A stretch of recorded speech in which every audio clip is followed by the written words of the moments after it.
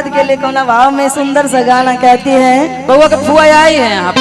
आई है वहाँ खा रही है, देख लीजिए सब खाए में लगला खा रही है लाल साड़ी में। पूड़िया बनवले बानी अरे मुहावा के नाप के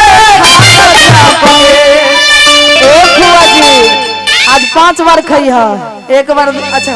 खाते रहिए सुबह तक। 4 पैसा लगल बउआ के बाप के खाला चाप के, पैसा लगल बउआ बाप के खाला चाप के, पैसा लगल बाबू के बाप के खाला चाप के, रुपया लगल बउआ के बाप के खाला चाप के।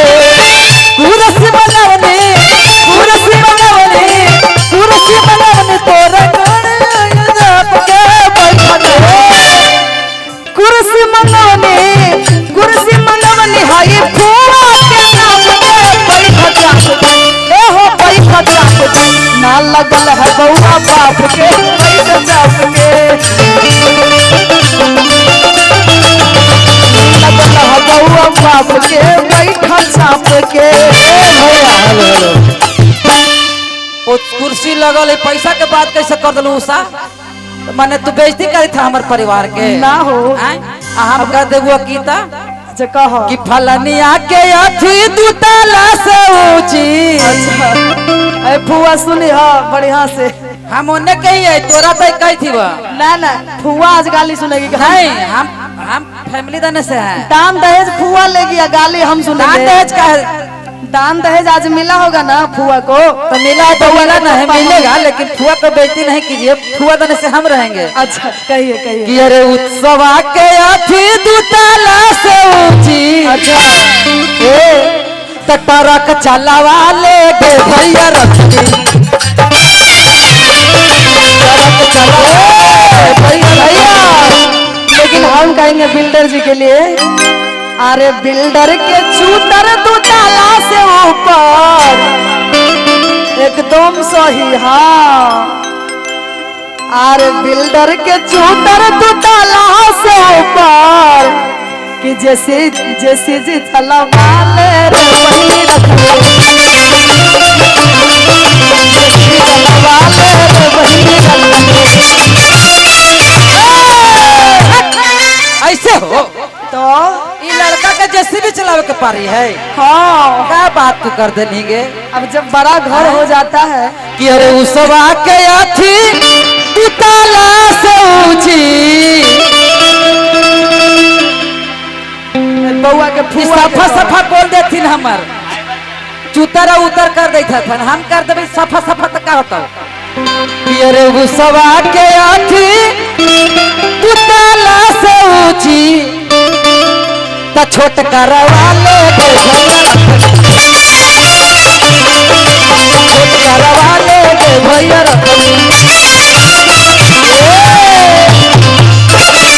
अरे बिल्डर के चूतर 3 महला से ऊपर बिल्डर के चूतर 2 महला से ऊपर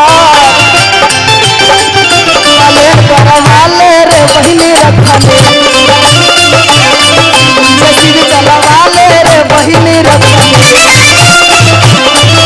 जैसी चलवा ले रे बहिनी रखने। अब बउआ के फुआ के तरफ से बउआ के मम्मी के बउआ फुआ मम्मी के गाड़ी ना दिया एक मिनट ना तो दिक्कत हो तो हम अरे टुकुर टुकुर ताकना बिछावने ममुतना जीवते रहो भौजी तोर दूध पियना जियते रहो भौजी तोर दूध पियना।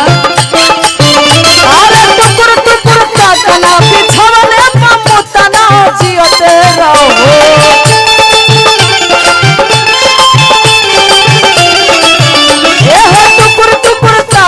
बिछवने ममुतना जियते रहो आहा जियते रहो भौजी तोर दूध पियना जियते रहो भौजी तोर दूध पियना जियते रहो।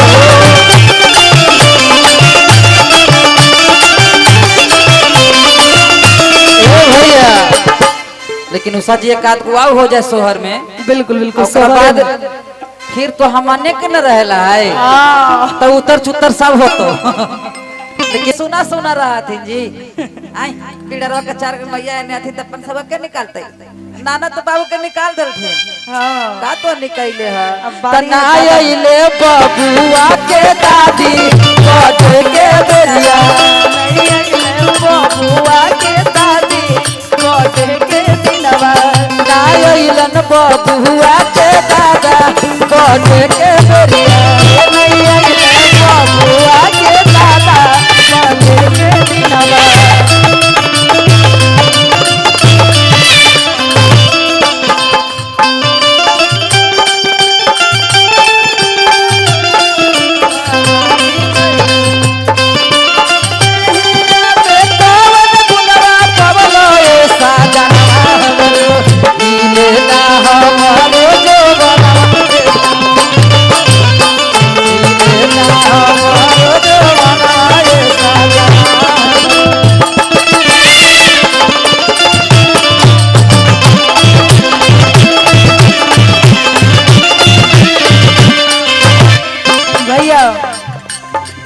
बउआ के सोहर गाती हैं बउआ के फुआ लोग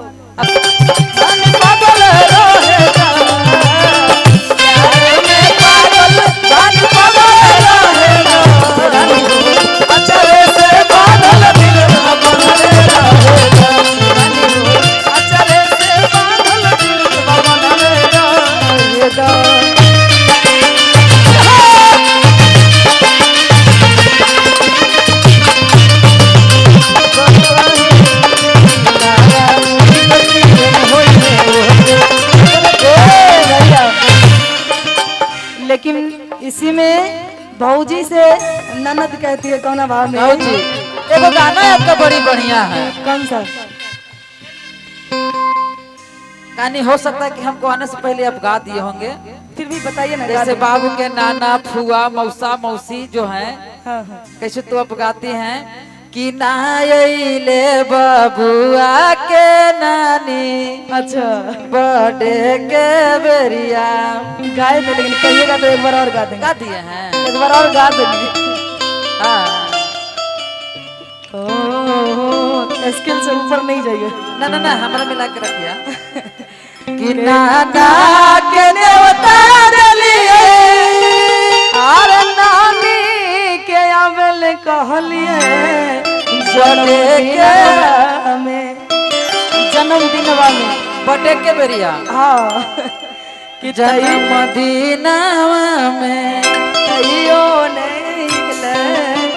नानी हर जइया हम देखते हैं कि आप नानी छिनारियों का देते हैं कभी कभी कह देते हैं हाँ?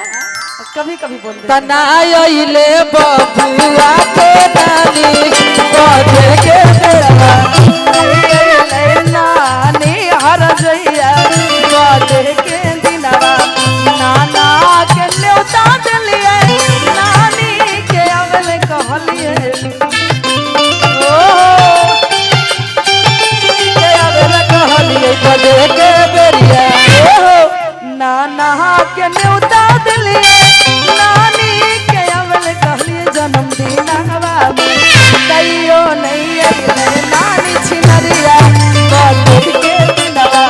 नाइले बबुआ के नानी बर्थडे के दिनवा क्या बात है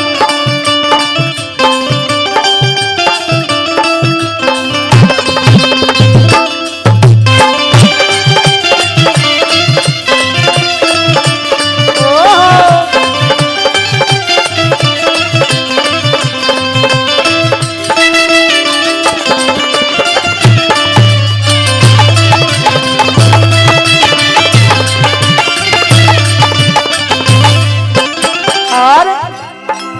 मौसा के कार्ड पठलिए मौसी के अवल कहलिए जन्मदिनवा में मौसा के कार्ड पठलिए मौसी के अबेला कहलिए जन्मदिनवा में मौसा के कार्ड पठलिए मौसी के अवल कहलिए जन्मदिनवा ए भैया बोला भैया लेकिन ये सब जो हथिन से बबुआ के कौन कौन हथिन